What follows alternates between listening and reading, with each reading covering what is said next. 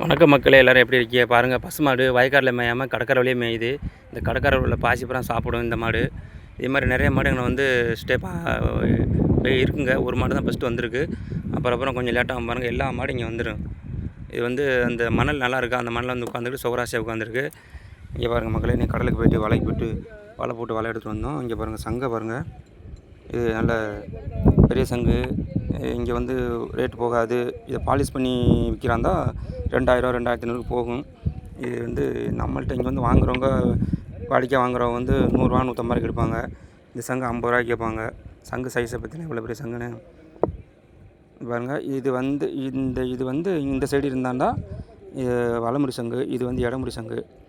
இதே இந்த சைடு இருந்துச்சுன்னா எப்படி பார்த்தாலும் ஒரு 60 லட்சம் 70 லட்சத்துக்கு போகும். அது வந்து இந்த சைடு இருக்கனால இப்போ 100 150 ரூபாய்க்கு தான் போகும்.